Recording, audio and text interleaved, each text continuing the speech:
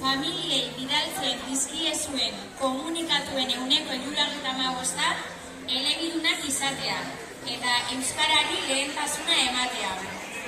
Onartuko duzue?